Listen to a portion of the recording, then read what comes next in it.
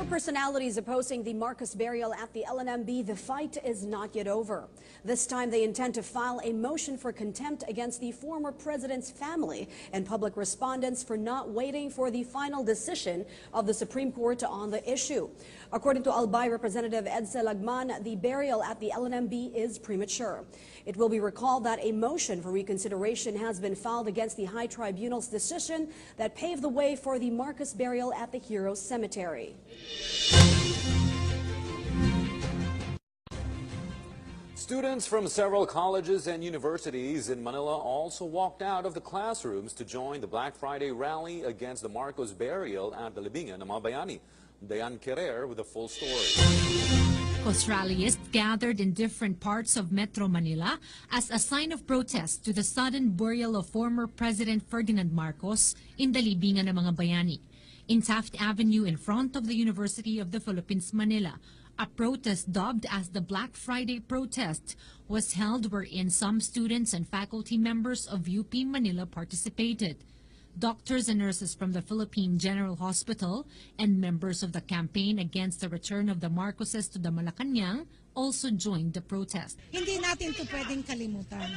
Hindi pwedeng sabihin, let's move on. Wala na po sa korte ang labanan. Ang labanan po ngayon nasa kalsada. Ang labanan nasa mga classroom ng kabataan. Ang labanan nasa media, nasa social media. Ang labanan ay para maituwid ang kasaysayan. In Mendiola, although they are just few, students of University of Santo Tomas gathered to voice out their rage. Meanwhile, a number of students and faculty members of Miriam College in Katipunan, Quezon City walked out from their classes and gathered beside the avenue for their protest dubbed as Busina para sa Justisya. They invited the motorists to make noise by honking their car horns as a sign of protest. Naniniwala kami na ang hustisya ay hindi makakamit kapag inilibing ang isang diktador sa libingan ng mga bayani. Senator Kiko Pangilinan also joined the students when he passed by Katipunan. Ito ay patunay na nariyan ang suporta ng bagong henerasyon ng ating mga kabataan na hindi papayag dito sa ganitong klaseng kawalan ng katarungan.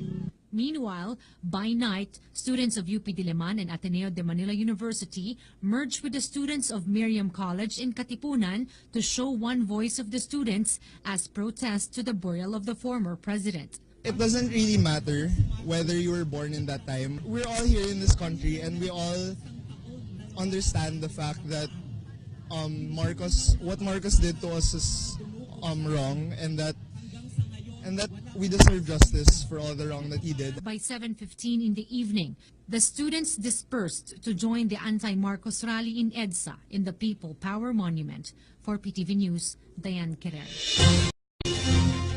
Protesters also converged at the People Power Monument along EDSA.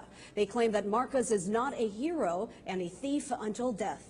This report by Eunice Monte at the People Power Monument. Eunice, good evening. Charms, we're still here along EDSA and particularly here in front of the People Power Monument. And as you can see, people are still coming over despite the time of the night and despite the drizzle that started pouring in since 6 o'clock in the evening. From 350 people, now the official reports there are about 2,000 to 3,000 people gathering here shouting for justice. People here from different sectors of the society are expressing their disappointment as they feel betrayed by the government's decision of burying former President Marcos in the cemetery for the heroes. As you can see, most of them are carrying the banner with different demeaning statement against the Marcoses and also to President Rodrigo Duterte, who, according to them, permitted the burial of the former president. I know you can notice that there is a loud background here. It is because of the noise barrage that the rallyists are staging. They even carry a banner addressed to the motorists to honk their horns as soon as they pass by along this avenue.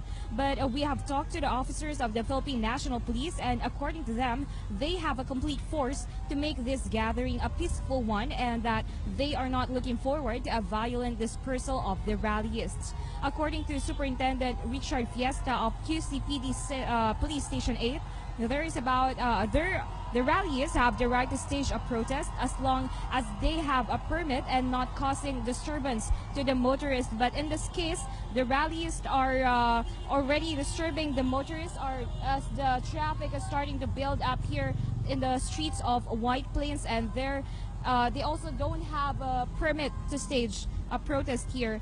And meanwhile, we have talked to some of the protesters earlier, and most of them are youth who cut their classes to join this rally as soon as they heard about the news. In fact, some of the students from Ateneo Law School and Miriam College are starting to flock the side of the street, banting banners to make more loud noises. We have also seen some of the personalities here, like former secretaries and officials during the term of President Benigno Aquino. And we are waiting and still confirming if some of the members of Aquino family will actually arrive here. If this do not stop until about 10 o'clock p.m., the policemen are free to disperse them, especially because they do not have a permit to stage this rally. And those were the latest happenings here in the People's Monument here in EDSA. Back to the studio, Kathy. Eunice, just one question. From the looks of it, you mentioned that they will be dispersed at 10 o'clock, but considering the sentiments of everybody is very strong, is there a huge chance, you think, that they will be back in that same location tomorrow and perhaps still the whole weekend?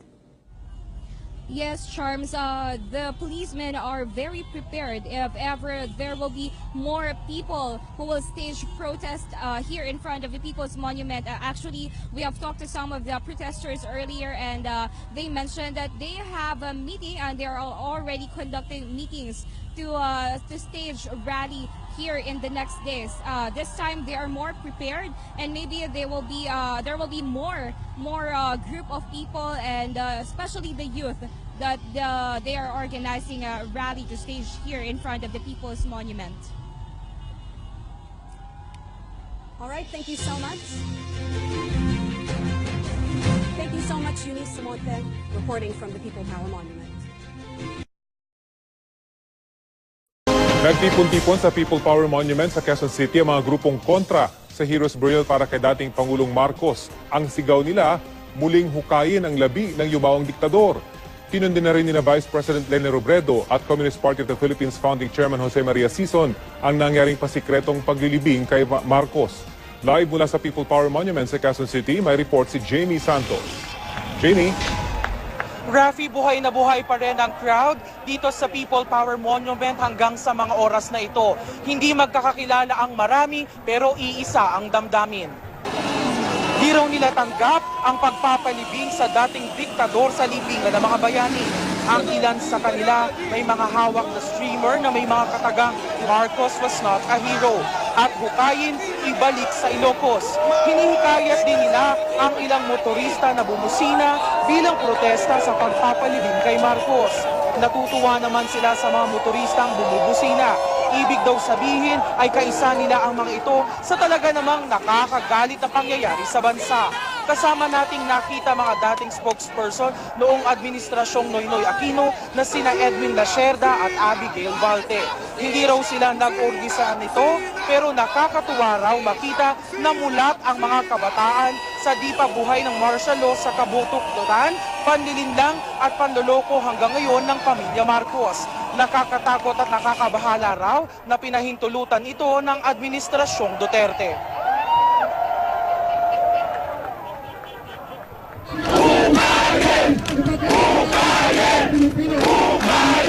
Ito ang isinisigaw ng anti-Marcos Group sa makasaysayang People Power Monument.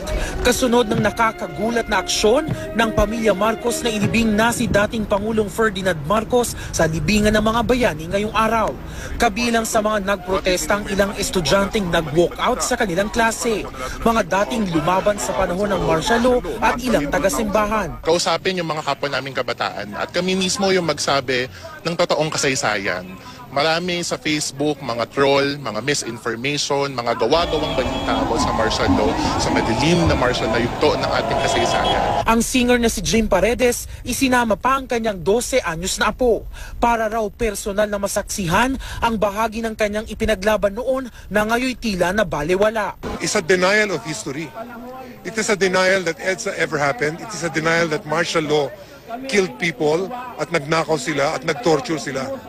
It is a total denial of our history as a people. At tapos sasabihin lang, move on. How can you move on? Direkta naming sinisisi si Presidente Duterte dahil siya naman ang nagbigay ng suporta dito at umumpluwensya sa ating Korte Suprema upang bumoto ng pabor sa paglilibing ni Marcos.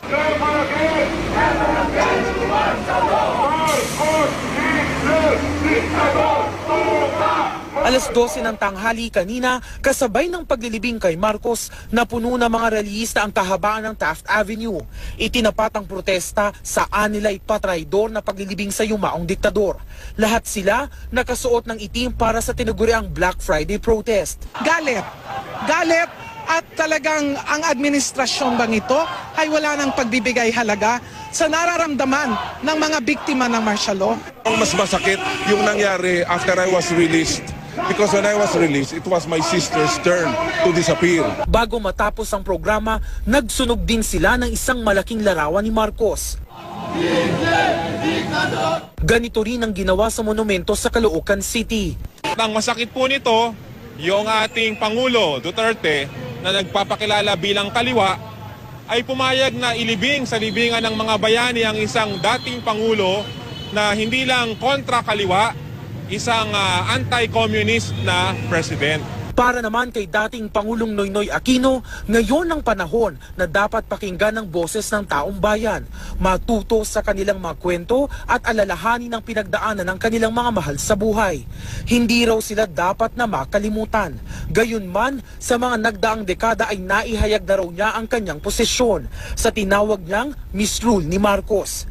Paniwala ng Liberal Party, ang nangyari ngayong araw ay muling pagbubukas sa mga hindi pa naghihilom na sugat ng martial law. Kung akala nila ay mananahimik na at magkakaroon na ng pagkakaisa sa ating lipunan dahil dito sa paglibing sa libingan ng mga bayani, nagkakamali sila.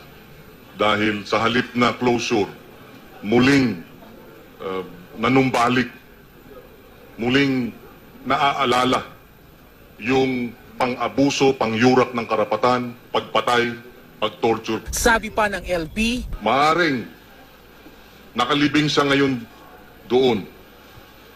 Pero hindi sila nakakatiyak na mananatili siyang nakalibing doon. Dahil kikilos tayo hanggat sa abot nating makakaya na iwasto itong hindi tamang pangyayari. Sa isang pahayag, kinundi na rin ni Vice President Leni Robredo ang biglaang libing. Para raw isang magnanakaw sa gitna ng gabi. Sadya raw itinago ang impormasyon mula sa sambayan ng Pilipino. Malinaw raw itong panunuya sa batas, gayong ang desisyon ng korte ay hindi pa pinal hanggang matapos ang 15 araw o kaya'y pagkatapos magkaroon ng resolusyon sa motion for reconsideration. Itinuturi naman ni Communist Party of the Philippines Founding Chairman Jose Maria Sison na sorpresang pag-atake sa bayan ang paglilibing kay Marcos sa libingan ng mga bayani. Aniya, kasabwat daw ng pamilya Marcos ang ilang nasa kapangyarihan. Rafi, sa mga oras na ito, napansin nating patuloy pa rin yung pagdating ng mga tao dito sa People Power Monument. Karamihan nga sa mga ito ay grupo-grupo, magkakaibigan na galing pa sa kanilang mga eskwelahan at trabaho na pumunta rito para din makiisa sa pagtutol nila sa paglilibing dito kay dating Pangulong Marcos. Rafi. Jamie, may informasyon ba tayo kung hanggang anong oras yung kanilang rally dyan? Dahil nakausap natin kanina yung station commander ng Station 8. Ang sabi niya, kung beyond 10 ay hihingi na sila ng directive mula sa higher ups kung anong gagawin dyan sa mga nagpo-protesta ngayon dahil wala silang permit, Jamie. Yun na nga, Rafi, wala pang malinaw kung hanggang anong oras mananatili itong mga nagsasagawa ng kanilang kilos protesta rito. Dahil nga sa bawat oras na lumilipas ay parang dumarami pa yung mga taong nagtutungo rito sa People Power Monument para makisa. Yung ilan napansin natin galing pang Katipunan, galing Ortigas sa kanilang mga trabaho. Pero wala namang partikular na nangyayaring programa sa mga oras na ito. Pero patuloy lamang itong mga nandito na sumisigaw, hinihikayat yung mga motorista na bumusina bilang daw pakikiisa sa kanila sa pagtutol nga dito sa paglibing dito kay Marcos. Rafi. At Jamie, bukod dyan sa pagkilos na yan ngayon sa People Power Monument, meron pa ba sila mga binabalak ng mga pagkilos sa mga susunod na araw? Rafi, no, sa mga naging pakikipag-usap natin dito kay dating presidential spokesperson Edwin Lacerda, maging kay Abigail Valte, wala raw malinaw na usapan sa mga taong nandito ngayon kung masusundan itong pagsasagawa nila ng kilos protesta. Dahil daw lahat na nagpunta rito ay bugso ng damdamin yung nag-udyok sa pagpunta nila dito. Dahil lahat daw na nandito anong edad ay pagtutol sa paglilibing sa libingan ng mga bayani kay Marcos, Rafi. At kumusta yung daloy ng trapiko dyan ngayon na Jenny? Kasi kaninang pasado alas 6 ng hapon, nasa may gutter lamang yung mga nagpuprotesta. Pero ngayon nakikita natin meron na silang isang linya doon sa may first lane ng EDSA. So kumusta yung daloy ng trapiko dyan na Biyernes pamantin na Jenny? Yes, Rafi. Bahagyang bumabagal yung daloy ng trapiko dito sa tapat mismo ng People Power Monument, no? Dahil nga yung ilan sa mga nagsasagawa ng kilos protesta ay ino-occupy na yung halos first lane at hanggang umaabot pa doon sa second lane. Pero may mga PNP personnel na nakabantay dito sa mga nagsasagawa ng kilos protesta para tiyakin naman walang masasagasaan na mga nagsasagawa ng kilos protesta dito ng mga motoristang dumadaan. Pero yung mga motorista ng mga nagdaraan naman dito, no, napansin naman natin walang nagrereklamo, walang nagagalit. Yung iba pa nga rito ay bumubusina bilang bahagi ng kanilang pakikiisa sa mga damdamin ng mga nandito sa People's Power Monument, Rafi. Okay, maraming salamat, Jamie Santos. Ang bayan, ito ang isang bayan, lahat natin tulungan, natin tinubuan, dahil at tangit, na kinamulatan, ng kawili-wili. Right now, we're showing you live pictures from EDSA, where the anti-Marcos rally is actually ongoing. So you can see that a lot of millennials right now. Today, we have just buried the late Ferdinand Marcos. As you can see, there are a lot of millennials who are here protesting the burial of the late dictator. Join us as the read.com.ph brings you the latest information here, all the way from People Power Monument. Maraming salamat po.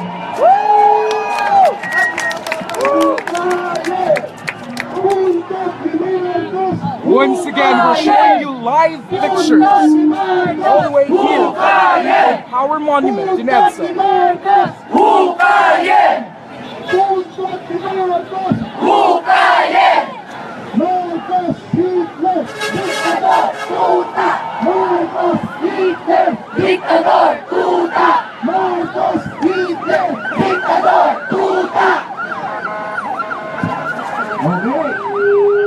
Once again, we're showing you live pictures here at the protest in EDSA. As you can see, millennials are here. Students from different universities, including Ateneo, UP, La Salle, and even people from the Philippine debate community are here to protest the burial of the late dictator, Ferdinand Marcos. As you can see here, the rally started this afternoon, 3 p.m. Fuck you, Marcos! Marcos not a fucking hero. These are students. Fuck you, Marcos! University.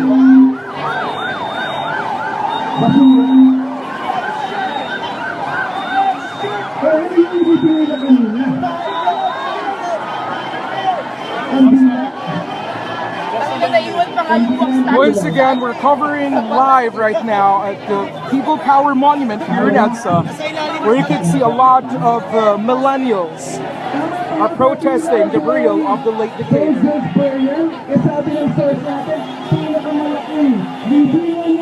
If you could notice here, most of the people protesting are millennials. People who use social media as a platform to discuss issues.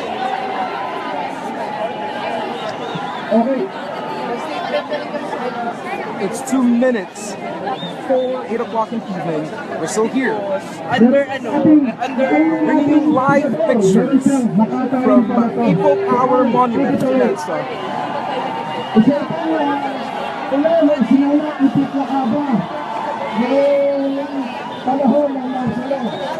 Ito nga in memoriam. Dumapa ay kalahib sa hampas ng hangin na ulan. Nagningning ang dahon ng kalyas. Maswerte ako't may bubay sa aking ulunan. At masasarahan ko ang bintana kung ako'y maanggihan. Maswerte, di tulad ng puno ng bayabas. Masasura ang sulay, parang babagsak. Di tulad ng Once again, we're being live pictures sa bangketa, sa ilalim ng tulay, sa loob ng mga dingding ng karton. Anti-Marcos rally is ongoing. At talahiban. Sa gubat, bundok at parang. Maswerte ako, nararamdaman ko pa ang lamig. Marami na ang nilabon ng lamig. At ang aking bibig ay parang nilog. If you could see right now, most of the people who are in here are millennials who use social media to gather together to protest the freedom of the late president.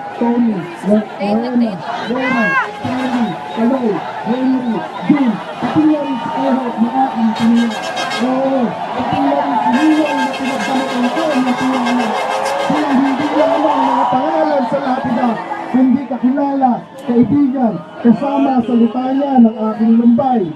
Hindi ko inuluha ang kanilang pagkamatay. Ang kamatayan para sa layuning wagas ay bulaklak ng tagumpay, tanglaw sa mabatang landas. Nagiging sentimental ba ako? Pasensya, Ginoo. Ganito siguro ang minumulto. Ganito ang nangyayari kapag bumabagyo sa labas at walang magawa sa loob ng bahay. At sa kaloob-looban ay dalawang bato ang nag-uumpugan. Tungkulin at hangarin. Hangarin at tungkulin. Oo, sabihin na natin tungkulin sa iba at tungkulin sa sarili. O sabihin natin hanggang maging langgam. Nangahalap ng mga kain para sa kapwa langgam. At hangarin maging tipaklong sa laginto. Kumakanta, nagniningning. Marami na akong narating sa mga oras na gising. Kung minsan ay nakikihalo sa mga mano-mano at labo-labo. Where millennials use social media to gather ang together tuhod and at rally minsan against the real of the namumulot late ng lumot sa mga nalimutang ilog. Kung saan-saan ako nahigat matulog. Makikidabang ko, malapad na lamesa, sahig na tabla, may banig, walang banig. Sahig na simento, natapakan lamang ng dyaryo, silat-silat na sahig na kawayan, tinatagos ng alimuon, kinakalawang na tarima, sa seldang wala pang isang dipa ang bintana. Ngayon ay nakalatag ako sa kutson, nakabalot sa kumot, nangangarap ng gising. Hinahalian ang nanghiya, ang hagilid ng hangin, habang sinubinta, silang wala na sa ating piling. Emmanuel Kapatid, Leo Bayaw, Gustong inaanak, We're still showing you live pictures right now. Larry, Charlie, Kaloy, Henry, June, pati na rin si Erod na aking tiniyak. Oo, pati na rin si Ninoy na pinagdamutan ko ng tiwala. Silang nangarap din ang gising. Sobrali ang mga Once again, we're bringing you live pictures here in EDSA, where millennials are here to protest the burial of the late dictator Marcos. And if you could notice here,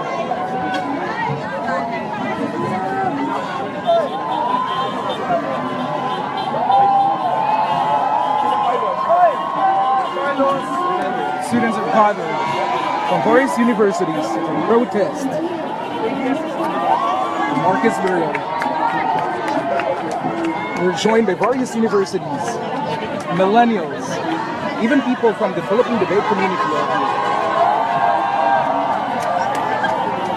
If you could notice, the majority of the people here are millennials who are protesting the burial of the late dictator.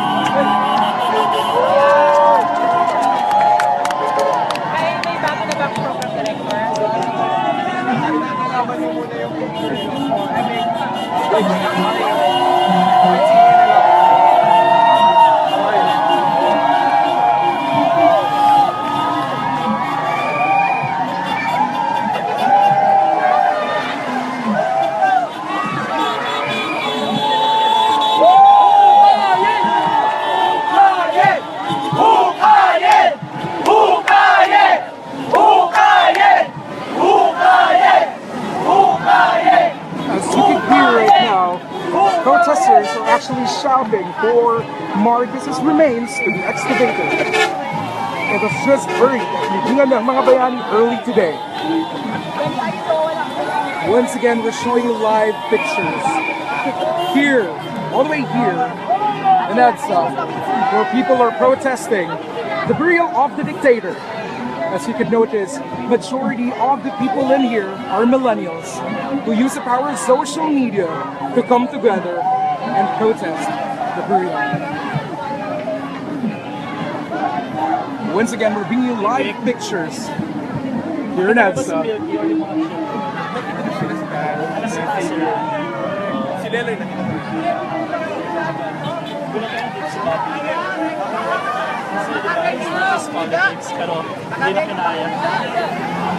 We're bringing you the latest updates all here at me.com.ph.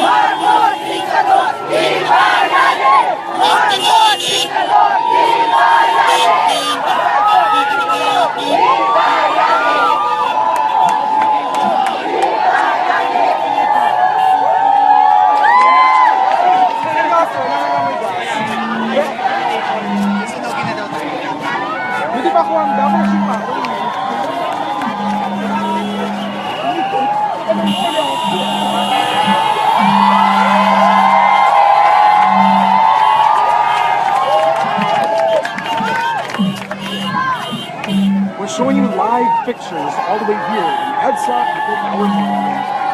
where, as you can see, the majority of the protesters are millennials who use social media to gather together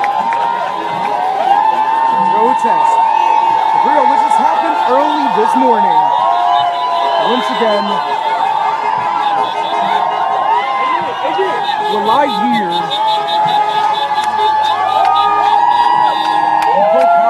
The Welcome Rotunda in Quezon City was also the scene of similar protest actions. The rallyists condemned the unannounced and hasty Marcos burial. Again, here's Sweden Velado.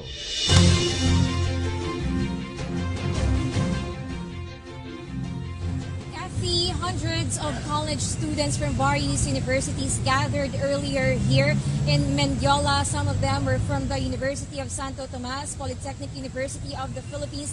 They gathered to oppose the Marcos burial, which is an unwanted decision and unwanted surprise also that they received earlier today, which happened at 12 noon. Some of them, when we arrived here at around 6:30 this evening, were holding banners and tarpaulins and bond papers with bold and huge text that read, "Marcos is no hero, never forget, never again, and No to Marcos Burial in libingan ng mga bayani.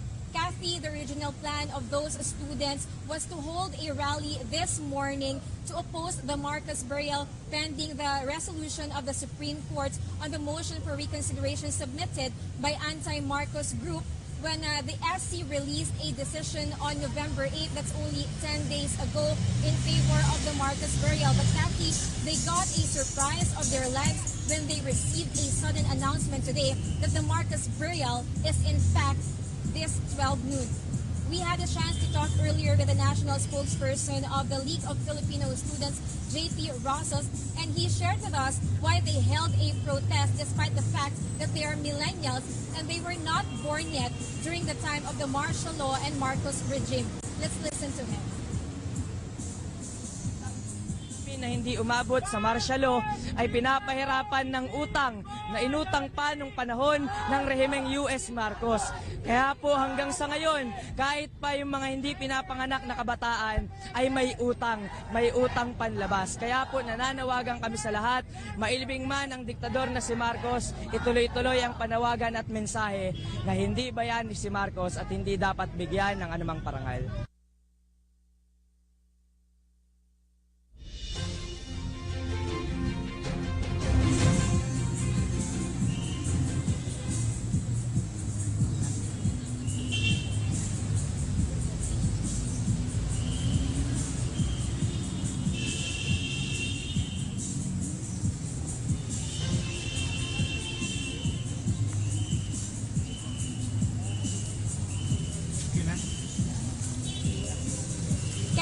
The student rallies left Mendiola at past 7 this evening, but before that, they lit candles first in honor of patriotic Filipinos who gave up their lives fighting the dictatorship and the thousands of victims, families, and survivors of martial law barbarities.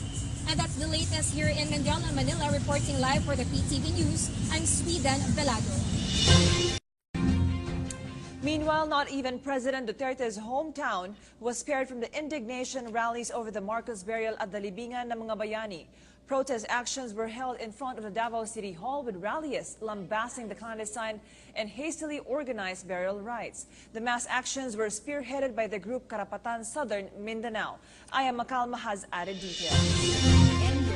This was the dominating emotion of a number of Davaoeños after learning that the body of former President Ferdinand Marcos has been interred at the libingan ng mga bayani. Martial law victims and other groups against the move converged at the Davao City Hall. In the southern Mindanao region, about 100,000 people have been victims under martial law, whose human rights have been violated for many months.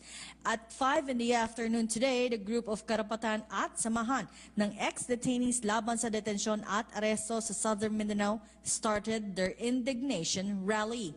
Wearing black t-shirts, members of the group made their feelings known over the fact that Marcos was secretly buried. According to Jay Apiag, the group's spokesperson, it was not right that the Marcos family buried the former dictator in the Heroes Cemetery. Ang layon ng aktibiting ito ay maipakita mismo yung galit ng mga mamamayang Pilipino, lalo tigit dito sa Southern Mindanao region, doon sa agarang desisyon na ilibing si dating Presidente Ferdinand Marcos sa libingan ng mga bayani.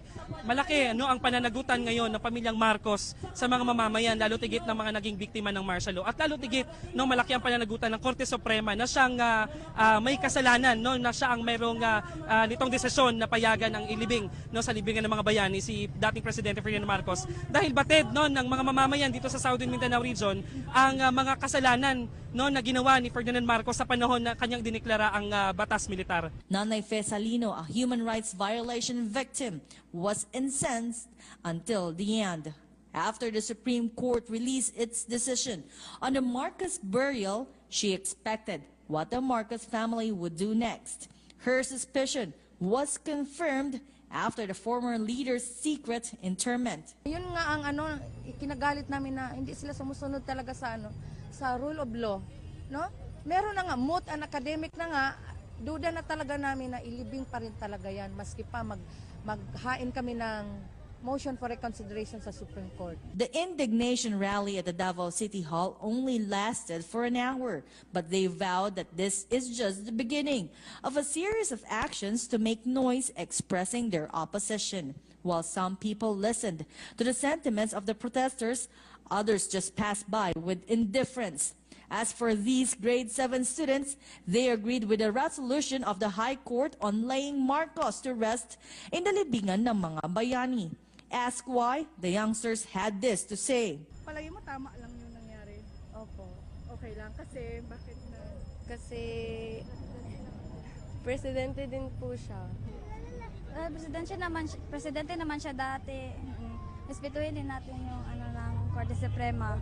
The protest did not hamper traffic in Davao City, and while police and military personnel were visible in the vicinity, the protesters were left alone to go on with their program peacefully. For PTV News, this is Waywaya Macalma, Davao City. Presidential spokesman Ernesto Abella clarified that President Rodrigo Duterte was unaware of the date of the Marcos burial, but he stressed that the president respects the decision of the Marcos family. Rocky Ignacio filed this report.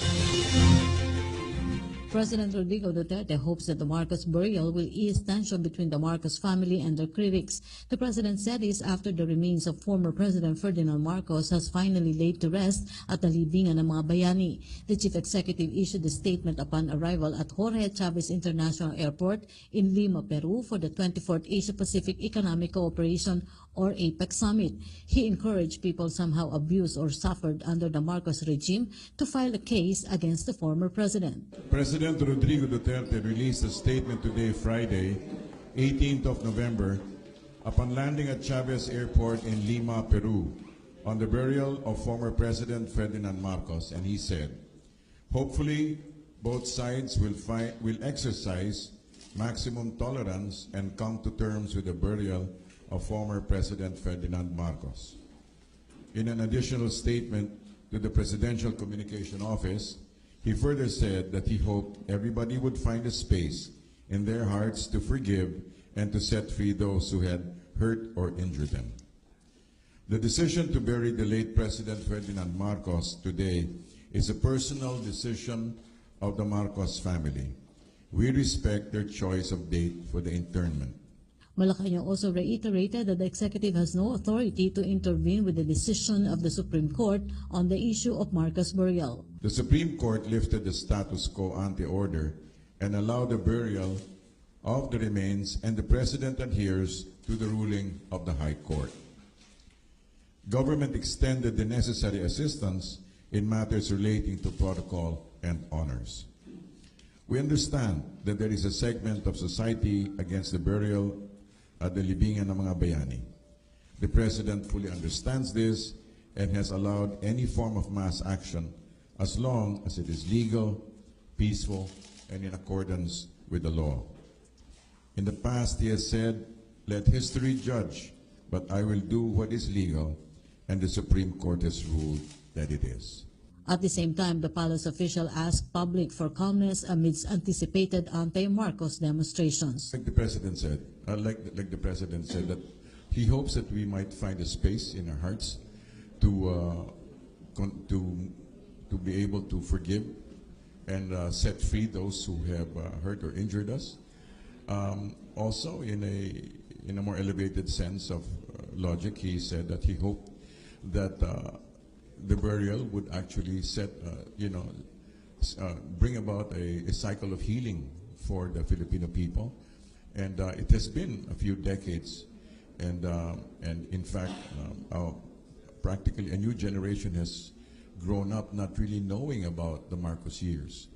And while we may put these things in perspective later, we certainly hope that the Filipinos will be able to move on and bring about of course, people resent, some people resent that statement about moving on, but it is I believe it is a reasonable thing to ask that the people do, after this event, that they will set aside differences and learn to build bridges, and that we might build a stronger nation. which we see the President attempting to do it. For PTV News, Rocky Ignacio, Lima, Peru. The Supreme Court says there is no legal obstacle for the Marcos burial at the Libingan ng mga bayani. According to Supreme Court spokesperson Theodore Te, there is no order from the High Tribunal stopping the interment. He stressed that consolidated petitions against the Marcos burial at the LNMB have been dismissed by the court. Te added that this also led to the lifting of the status quo ante order on the Marcos burial. Henerasyon ng ating mga kabataan na hindi papayag dito sa ganitong klaseng kawalan ng katarungan. Meanwhile, by night, students of UP Diliman and Ateneo de Manila University merged with the students of Miriam College in Katipunan to show one voice of the students as protest to the burial of the former president. It doesn't really matter whether you were born in that time. We're all here in this country and we all understand the fact that what Marcos did to us is wrong, and that we deserve justice for all the wrong that he did. By 7:15 in the evening, the students dispersed to join the anti-Marcos rally in EDSA in the People Power Monument. For PTV News, Diane Querer.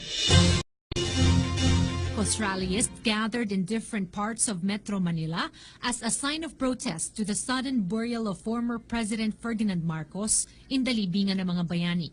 In Taft Avenue in front of the University of the Philippines, Manila, a protest dubbed as the Black Friday protest was held wherein some students and faculty members of UP Manila participated.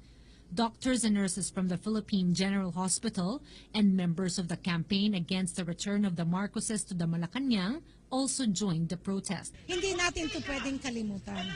Hindi pwedeng sabihin, let's move on.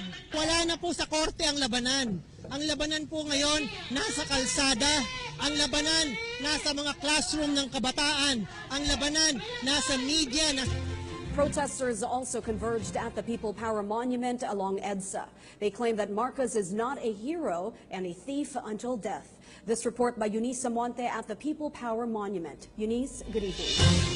Charms, we're still here along EDSA and particularly here in front of the People Power Monument. And as you can see, people are still coming over despite the time of the night and despite the drizzle that started pouring in since 6 o'clock in the evening. From 350 people, now the official reports there are about 2,000 to 3,000 people gathering here shouting for justice. People here from different sectors of the society are expressing their disappointment as they feel betrayed by the government's decision of burying former President Marcos in the cemetery for... Sa social media, ang labanan ay para maituwid ang kasaysayan. In Mendiola, although they are just few, students of University of Santo Tomas gathered to voice out their rage. Meanwhile, a number of students and faculty members of Miriam College in Katipunan, Quezon City walked out from their classes and gathered beside the avenue for their protest dubbed as Busina para sa Justisya. They invited the motorists to make noise by honking their car horns as a sign of protest. Naniniwala kami na ang hustisya ay hindi makakamit kapag inilibing ang isang diktador sa libingan ng mga bayani. Senator Kiko Pangilinan also joined the students when he passed by Katipunan. Ito ay patunay na nariyan ang suporta ng bagong... For personalities opposing the Marcos burial at the LNMB, the fight is not yet over. This time they intend to file a motion for contempt against the former president's family and public respondents for not waiting for the final decision of the Supreme Court on the issue. According to Albay Representative Edsa Lagman, the burial at the LNMB is premature. It will be recalled that a motion for reconsideration has been filed against the High Tribunal's decision that paved the way for the Marcos burial at the Heroes Cemetery. Students from several colleges and universities in Manila also walked out of the classrooms to join the Black Friday rally against the Marcos burial at the Libingan ng mga bayani. Diane Querer with the full story.